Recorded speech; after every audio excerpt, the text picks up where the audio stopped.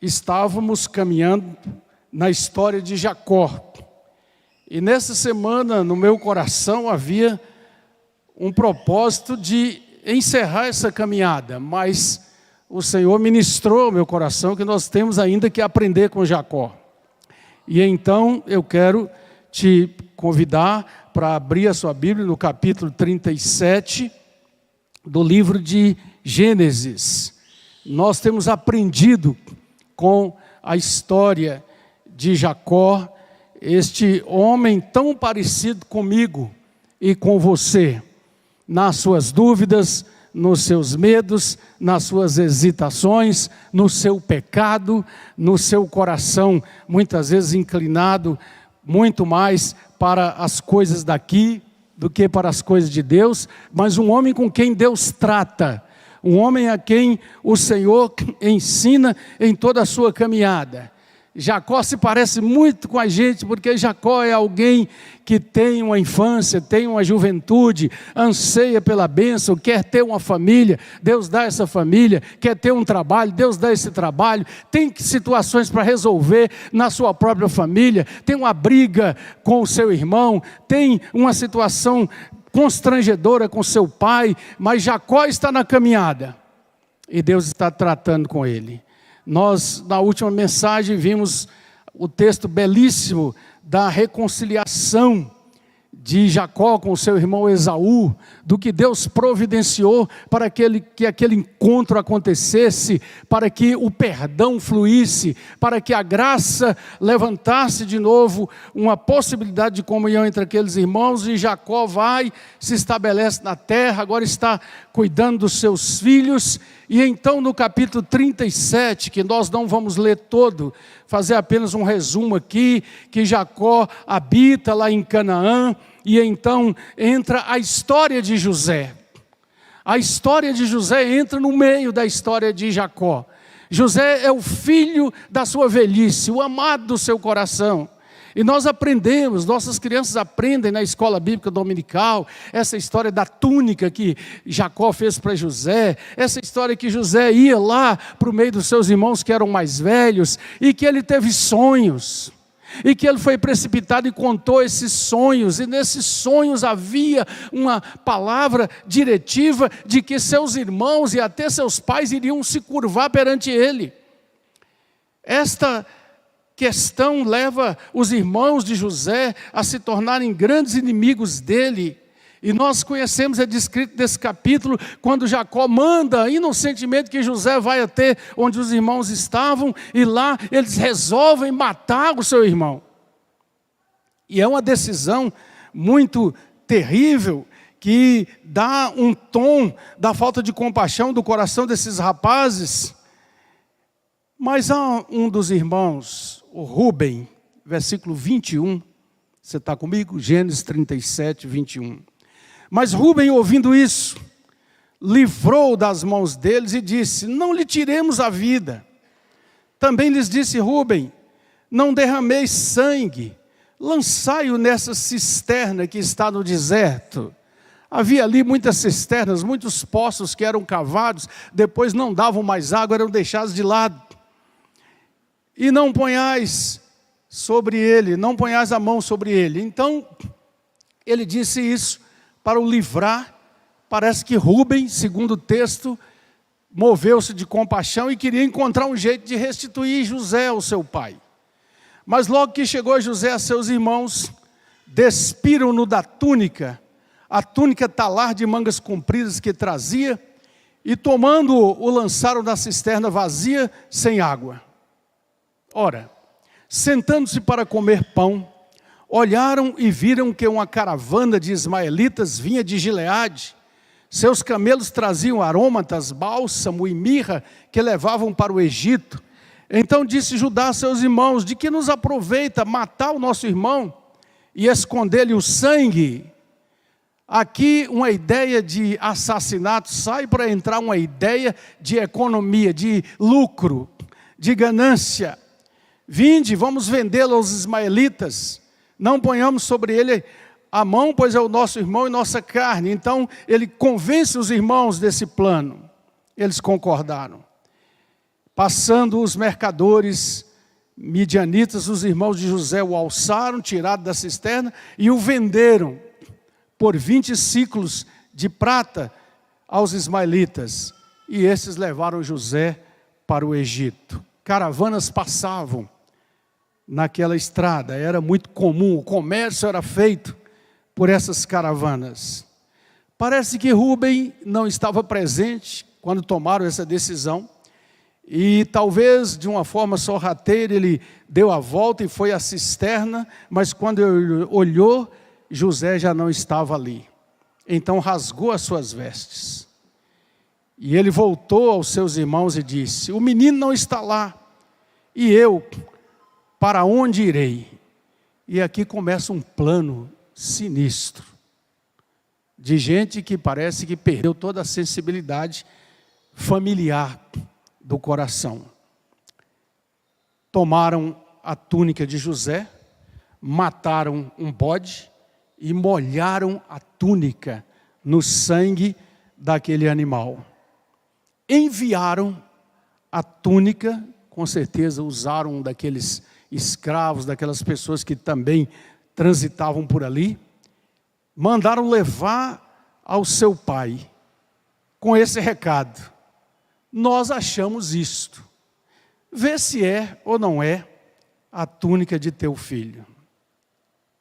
E Jacó, quando recebeu essa notícia, ele reconheceu e disse: é a túnica de meu filho. O que mais que ele disse? Um animal selvagem o terá comido. Certamente José foi despedaçado. Então Jacó rasgou as suas vestes e se cingiu de pano de saco e lamentou o filho por muitos dias. Leia comigo o verso 35.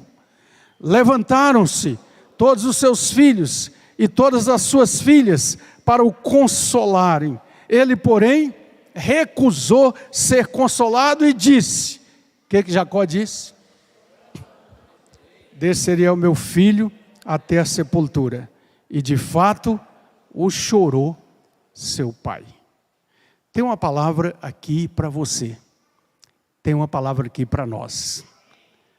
Uma palavra para nos ensinar, nos edificar e nos dar direção para o tempo que nós vivemos. A palavra de Deus é viva e eficaz para o ontem, para o hoje e para o amanhã que virá. Eu gostaria de pedir que você orasse por essa palavra para você, pessoal, não para o seu marido, não para a sua esposa, não para o seu filho, mas para você, cada um de nós, porque o Senhor prometeu que a sua palavra sempre realiza o propósito que Deus tem. Então ore por isso. Agradecemos a tua igreja reunida mais uma vez, Senhor, diante da tua palavra. E rogamos mais uma vez, por tua grande misericórdia, que a tua palavra venha nos confrontar, ensinar, edificar para o melhor bem da nossa alma. Nós rogamos que o Senhor repreenda o inimigo da palavra, que ele não alcance vantagem sobre nenhuma mente e coração nessa noite, e todo o propósito que o Senhor tem seja cumprido a despeito de nós, apesar de nós, porque o Senhor diz: eu velo pela minha palavra para a cumprir, e ela não voltará vazia. Tomamos, pois, esta promessa como certa, no nome de Jesus. E a igreja do Senhor diz: amém e amém.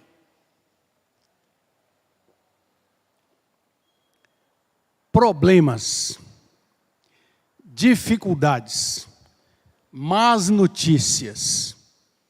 Eu gostaria de ver aqui no auditório, levanta sua mão por favor, quem nunca teve um problema, ou quem não tem um problema, uma dificuldade, ou nunca recebeu uma má notícia. Você se atreve, Marcelo? Problemas. os problemas a gente descobre, depois de algum tempo da nossa caminhada aqui, mesmo os bem mais novos, mesmo até as crianças, que os problemas fazem parte intrínseca, garrados na vida humana. As dificuldades que enfrentamos. Nós resolvemos um monte de problemas todo dia, todas as semanas, não é verdade? Se formos considerar todas as áreas da nossa vida, mas nós resolvemos uns e vem outros. A palavra de Deus nunca prometeu e nunca deixou para nenhum crente esta ideia ou este ensino de que se você vir a Jesus e se tornar um cristão, uma cristã, um seguidor de Jesus, você vai ficar isento, isenta de problemas. Pelo contrário, aquele Senhor da vida falou para nós: no mundo tereis aflições. Então o problema não são os problemas. Vou fazer um trocadilho aqui, não é? Reação. Diga reação. Como você reage aos problemas? Como você responde? Como você se posiciona quando vem os momentos difíceis? Como respondemos na nossa vida? E aqui nessa história nós aprendemos muito, porque é mais um dificílimo momento da caminhada de Jacó. Ele já havia superado tantas coisas. Aquele pavor terrível de que seu irmão o matasse, e aos seus filhos e à sua família, destruísse tudo, havia sido superado. Ele está estabelecido na terra, está tudo aparentemente tranquilo. Os irmãos mais velhos estão cuidando dos rebanhos. José, que é mais novo, que é amado do seu coração, está em casa, com certeza servindo nesse tempo da velhice, que já tinha avançado sobre a vida de Jacó. E de repente ele recebe uma notícia terrível. E vem aparentemente uma prova. A túnica que ele dera para o seu filho lhe é entregue. Numa manhã batem palmas na porta da casa de Jacó, e ele recebe aquela túnica manchada de sangue, e falam para ele: o recado é esse, é a túnica do seu filho ou não? Veja se é.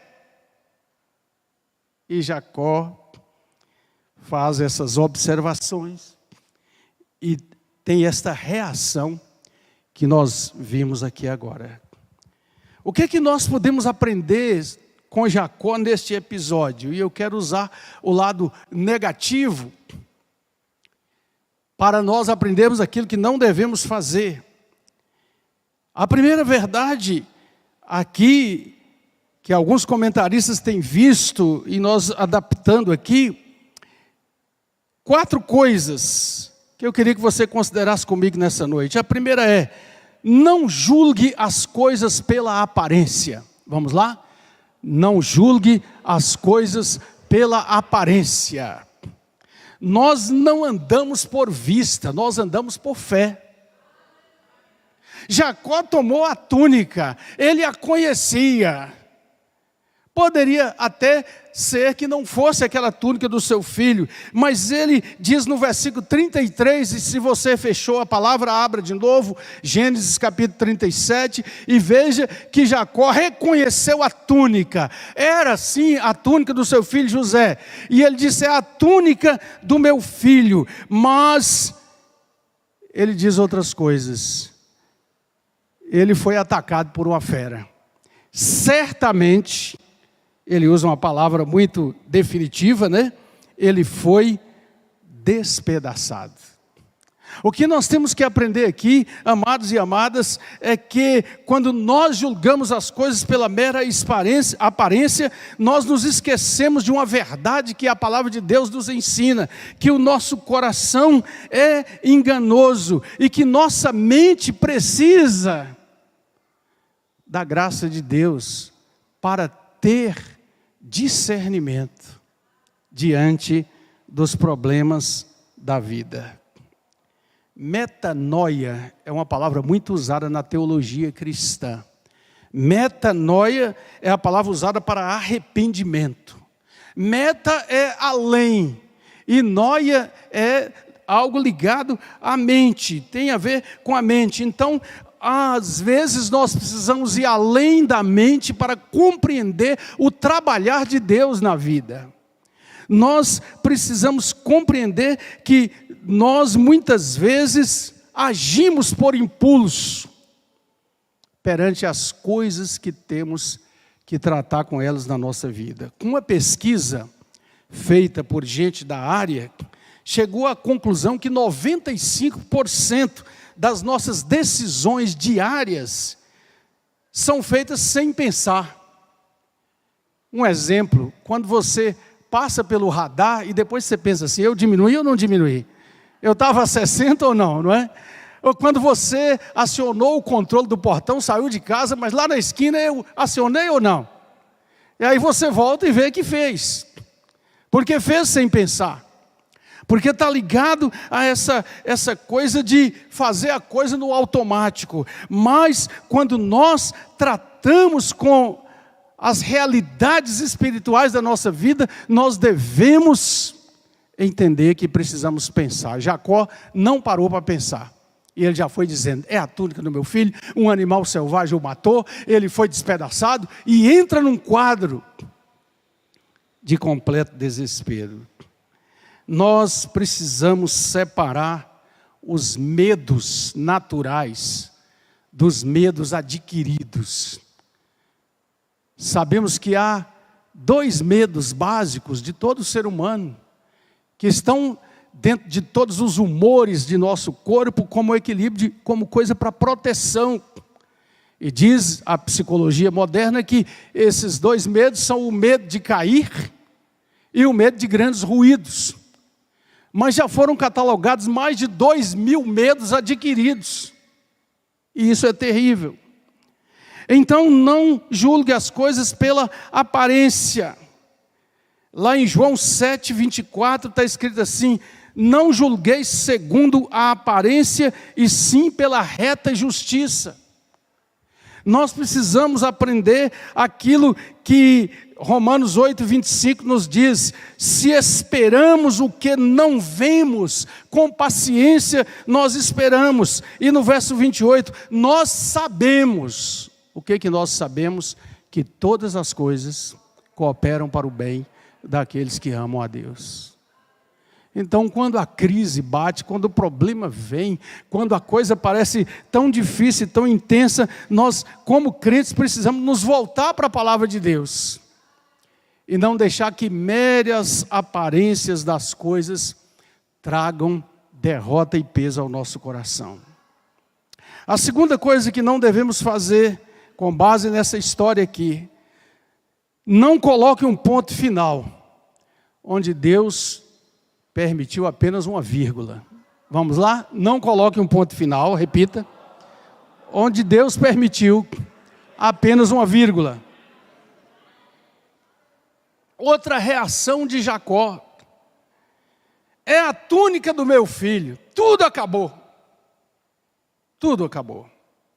Não há mais prazer para viver, razão para viver. Jacó entra num quadro aqui de uma tremenda atitude negativa, depressiva, que vai tomando conta do seu coração e da sua vida por esta palavra que ele acabou de pronunciar e esta coisa que ele tomou como verdade e deixou entrar na sua mente e descer até o seu coração. É como se ele estivesse dizendo, eu estou vencido, eu estou prostrado, eu estou derrotado, nada mais vale a pena. Jacó dá a história do seu filho José como terminada e também a sua história pelo grande amor que ele tinha para com esse menino. Você está com a sua Bíblia em Gênesis 37, veja que quando José está contando aqueles sonhos, no versículo 11, diz o texto assim, seus irmãos tinham ciúmes de José.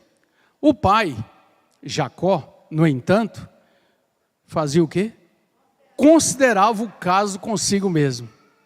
Eu fico pensando quantas vezes Jacó pensava, o que Deus está falando com esse menino? Jacó tinha intimidade com Deus. Embora Jacó até mesmo repreendesse quando contava os sonhos perante os seus irmãos, que com certeza Jacó conhecia um pouco do caráter desses filhos, mas ele considerava consigo mesmo que Deus tinha um plano para seu filho. Mas nessa hora Jacó esquece de tudo isso e diz: tudo acabou, tudo terminou. Eu quero que você pense comigo, querido, querida, no texto de 2 Pedro 2, capítulo 19. Porque Pedro está aconselhando, ensinando, e ele diz alguma coisa com relação aos ímpios, aos que caem na escravidão. Pois aquele que é vencido fica escravo do vencedor. Aquele que é vencido fica escravo do vencedor. Nós não podemos, em momento algum, esquecer que a história da nossa vida e da nossa caminhada com Deus pode ser traduzida nas promessas do Novo Testamento, naquela palavra: o melhor ainda está por vir, em Cristo Jesus. Conversava certa vez com uma pessoa que estava extremamente viciada no cigarro, e acendia um na bituca do outro, como se diz, né? E eu disse para essa pessoa: você sabe do mal que está causando à sua saúde? Você tem lido, você tem prestado atenção no que vem escrito nos maços, naqueles desenhos terríveis? E ele disse: eu sei de tudo isso, mas já tem mais de 40 anos que eu fumo, eu acho que não dá mais para fazer de forma diferente. Gente que põe um ponto final, gente que já se tornou escravo, gente que acha que não pode mais mudar de vida, deixar o pecado, construir uma nova história, sair das prisões, sejam da alma, da mente, das emoções, para construir algo novo e especial.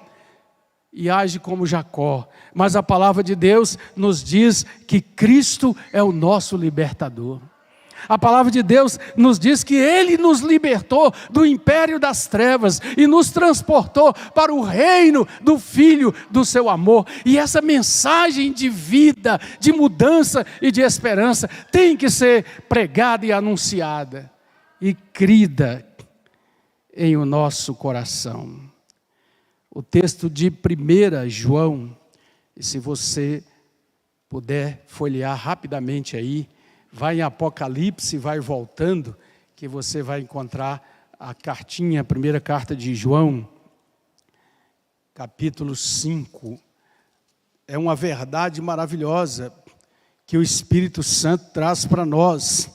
1 João, capítulo 5, versos 4 e 5. Porque todo o que é nascido de Deus vence o mundo. Diga: vence o mundo. E esta é a vitória, vamos lá, e esta é a vitória que vence o mundo, a nossa fé. Quem é o que vence o mundo, senão aquele que crê ser Jesus, o Filho de Deus? Essa vitória vence o mundo, essa vitória quebra as algemas, rompe as ataduras e as correntes. Portanto, não ponha um ponto final. Não diga que não é mais possível. Em Cristo, nós temos a perspectiva, o convite maravilhoso de que tudo pode se fazer novo. Terceira coisa que precisamos aprender aqui, com essa história de Jacó: nunca deixe sua imaginação criar falsas imagens da realidade. Diga: nunca deixe sua imaginação criar falsas imagens da realidade. Então volta para Gênesis 37. Jacó tem nas mãos a túnica do seu filho, é verdade. Ela está manchada de sangue, é verdade. Mas as conclusões de que um animal selvagem o atacou e que ele foi despedaçado é criação da mente de Jacó. Ele imagina isso e ele começa a deixar essa imagem criar toda a força de verdade e realidade no seu coração. Provérbios 23, 7 tem uma declaração surpreendente. Provérbios é um livro de profunda sabedoria, nós precisamos lê-lo constantemente. E lá está escrito: porque como imagina em sua alma, assim ele é. Como imagina em sua alma, assim ele é. A moderna psicologia tem comprovado essa verdade bíblica, que quando nós internalizamos uma imagem mental e ela desce para o recôndito do nosso ser, para a nossa alma, nós começamos a deixar aquilo nos guiar de tal maneira que até as feições do rosto começam a responder àquela imagem distorcida. A psicologia descobre verdades bíblicas que os que leem a Bíblia sabem há muito tempo e conhecem há muito tempo. No Salmo 2, versículo 1, palavra que é citada em Atos 4, 25, diz que os povos imaginam coisas vãs. Os povos imaginam coisas vãs. Nós temos que vigiar muito a nossa mente. A batalha cristã, ela é vencida também no nível da mente, porque na verdade o Evangelho trata conosco como pessoas inteiriças, completas, integrais, espírito, alma e corpo, e por isso nós precisamos tomar cuidado para que a nossa imaginação não seja levada a criar imagens falsas, a distorcer as coisas, a permitir que o inimigo, que segundo a Bíblia muitas vezes ataca a mente, vá o tempo todo trazendo sobre nós o peso de uma imaginação que é destruidora. Sabe, quando você está agastado, agastada, quando você está, vamos ser expressivos mesmo, com raiva de alguém, por uma coisa que aconteceu, e começam a vir aquelas imagens mentais, e começa a vir, e lembra que daquela outra vez foi assim também, e aí mais alguém vem e contribui com mais alguma coisa, e nós vamos criando uma imagem do outro, absolutamente descontinuada com a realidade que é, porque o nosso coração pecador nos leva muitas vezes a agir assim. Eu gosto muito das expressões de C.S. Lewis, quando ele fala do poder da imaginação, e ele diz, na introdução das Crônicas de Nárnia, como ele começou a orar e a pedir a Deus a possibilidade de criar uma história que pudesse levar as crianças da sua época, aquele contexto ali da Segunda Guerra Mundial, as crianças sendo mandadas para o interior da Inglaterra para fugir dos bombardeios de Londres, e ele cria essa maravilhosa história, focalizando Aslan e a terra de Aslan como uma figura de Cristo Jesus, e fazendo com que muitas crianças, e depois daquela época até hoje, estes filmes e essas histórias têm sido preciosos para levar corações infantis até a história de Jesus. Nós devemos usar nossa imaginação para o bem. Certa vez Jesus, muitas vezes, não é? Você nota no Novo Testamento, mas em Marcos capítulo 2, pregamos sobre Marcos 2 aqui na quinta-feira, aquele episódio dos 4 amigos do paralítico, levando o paralítico para Jesus, descendo pelo eirado da casa, cheios de compaixão, de amor, de generosidade para aquele homem, mas lá dentro da casa, no lugar privilegiado, estavam os escribas e fariseus sentados.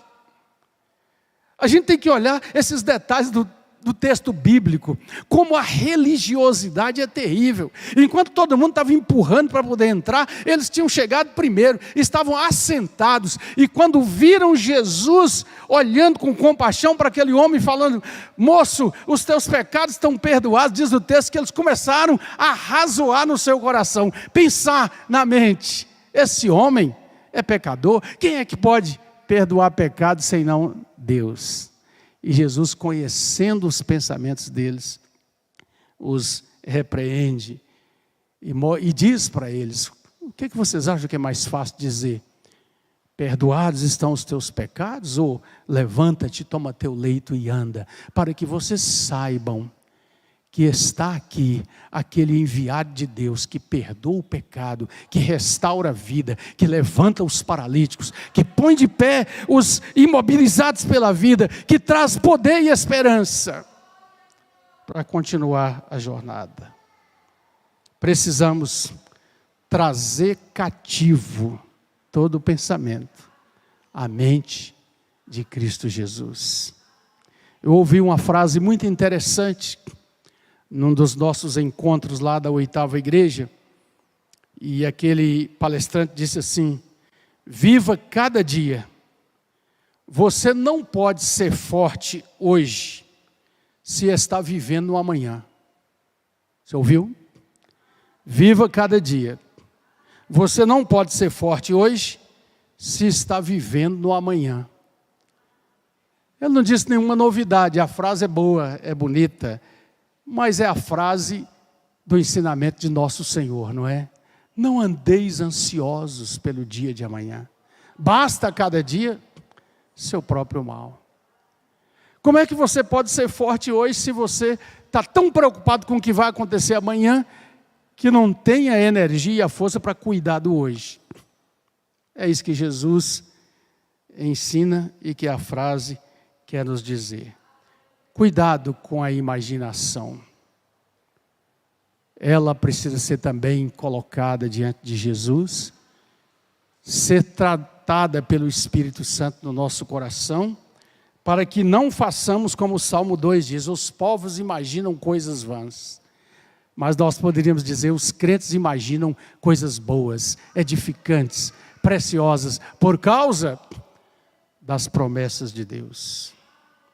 Em último lugar, não rejeite ajuda, busque a consolação que Deus provê. Diga: não rejeite ajuda, busque a consolação que Deus provê. Olha para o texto, de novo, Gênesis 37. Versículo 35. Levantaram-se todos os seus filhos e todas as suas filhas para o consolarem, porém ele recusou ser consolado. E disse mais uma vez: eu vou descer chorando ao meu filho até a sepultura. Ele está dizendo assim: daqui até eu morrer, e isso vai acontecer logo, eu vou estar desconsolado, aflito, abatido, vencido, derrotado. Foi o que Jacó falou. E esses irmãos de José, hein? Eles voltaram lá para consolar, sabendo que José foi vendido para o Egito. Irmãos e irmãs, nós temos que olhar o texto bíblico, porque ele tem tantas coisas, tantas verdades, que passam despercebidos àqueles que leem apenas uma vez e rapidamente. Nós temos que ver até que ponto esses irmãos de Jacó mostram até que ponto pode entrar a impiedade, a maldade do coração humano, a capacidade de tecer uma história dentro da história. Eles não podiam falar que venderam José para o Egito. Eles já consideravam a história de José encerrada. Nenhum escravo naquele grande império vivia muito tempo, ou tinha qualquer tipo de consideração, mas eles ainda vão lá consolar seu pai. Terrível, né? Mas as filhas estavam ali, as pessoas estavam ali, e Jacó recusou ser consolado. Nós precisamos abrir o nosso coração para a consolação de Deus, quando Ele usa todos os meios que está debaixo do seu controle amoroso, para nos ajudar nesses momentos das transições difíceis, das perdas dolorosas, dos problemas que nós não conseguimos enfrentar e resolver, porque também essa é uma promessa de Deus. E eu quero que você vá comigo no capítulo 15 de Romanos, ouça a palavra, ouça o Espírito, porque essa palavra traz para nós algo muito precioso de Deus, e a palavra de Deus é sempre assim, essa fonte preciosa para todos nós na caminhada deste mundo. Romanos 15, versículo 4, escute o que está dizendo: pois tudo quanto outrora foi escrito para o nosso ensino foi escrito. Para quê? A fim de que, pela paciência e pela consolação das Escrituras, tenhamos esperança. Nós não podemos viver sem esperança, mas a esperança bíblica não é a esperança do mundo, não é a esperança de quem está na fila da lotérica dizendo, dessa vez eu vou ganhar. Não é a esperança baseada e fundamentada nos bens, nas riquezas, nas conquistas, nos lucros deste mundo, mas é a esperança que brota do poder do Espírito Santo, consolando nosso coração pelas Escrituras e dizendo para nós, continue vivendo, continue amando, continue semeando, continue crendo, continue procurando em Cristo fazer o melhor que você pode, com os dons que Ele te deu. Generosidade e serviço. Tema para nós na igreja nesse mês de outubro. Escreva, eu disse hoje de manhã, chega lá, faz um favor a você e a sua família, escreva num papel, num quadro, põe na parede da cozinha, põe na porta da geladeira. Vamos instruir-nos uns aos outros, para ser generosos, para servir uns aos outros. Porque quem serve é maior do que quem é servido. Eu disse de manhã que ontem eu estava em casa e eu comecei a passar os canais que transmitem as mensagens gospel, né? Os canais aí da televisão com os pregadores, e eu vi pelo menos uns 4. Mas eu não vi nenhuma mensagem dizendo, vá servir o seu próximo. Humilhe-se diante de Deus. Meus irmãos, nós precisamos ser sábios. Esse evangelho da prosperidade, de dar ordens para Deus, de dizer eu sou, eu faço, eu posso, eu aconteço. Não. Hoje mesmo à tarde eu li C.S. Lewis, e ele dizendo no artigo, olhos que veem, dizendo, a obra da graça está começando na sua vida e na minha vida, principalmente quando eu olho para o espelho e reconheço que miserável sou eu, que pecador sou eu, quão impura é a minha boca, quão dispersos são os meus pensamentos. Senhor, tem misericórdia de mim. E começamos a deixar que a graça trate com o nosso coração. Eugene Peterson usa uma frase nesse versículo de Romanos 15, 4. Ele fala assim, o conselho caloroso e pessoal das Escrituras. Diga, o conselho caloroso e pessoal. É pessoal. É pessoal. Você não pode obtê-lo para sua esposa, nem ela para você. Podem fazer isso juntos? Podem, sim, mas é pessoal. A meditação bíblica. O Deus que Paulo descobriu em 2 Coríntios, lá no comecinho do texto, Paulo fala de uma tribulação tremenda que aconteceu na sua visita à Ásia. Mas aí, dessa experiência de tribulação, ele descobriu um novo nome para Deus. Porque está escrito lá, mas o Deus de toda consolação nos consolou, para que nós também possamos consolar outros que estão na mesma tribulação. É por isso que o Salmo 46 diz, aquietai-vos e sabei que eu sou Deus. E é muito interessante como essa história termina, não é? Jacó teve todas essas reações negativas. Jacó achou que tudo tinha acabado, mas vai para Gênesis 45 e veja que Deus faz essa história terminar de uma maneira muito diferente. Jacó, e aí você lê todos aqueles episódios, manda os filhos irem comprar trigo no Egito, a fome assola toda a terra. Eu gosto de olhar essa história porque o Deus vivo e Senhor de todas as coisas, Ele usa tudo. Com certeza Ele enviou aquela seca e aquela fome para mover no tabuleiro da história da salvação esses personagens todos.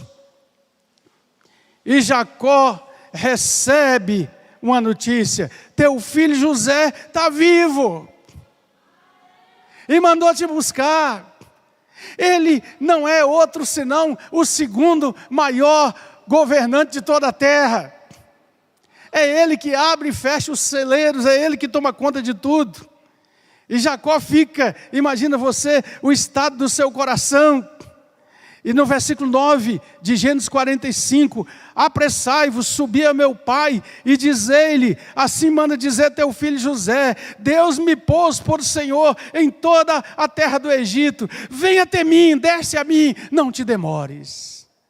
E Jacó está sem querer acreditar em tudo que está acontecendo, ele fica naquela situação toda de temor, de medo, mas Faraó manda que os carros sejam levados até onde José está, e eles vão até ali, e então lá eles chegam, versículo 25 e 26, capítulo 45 de Gênesis.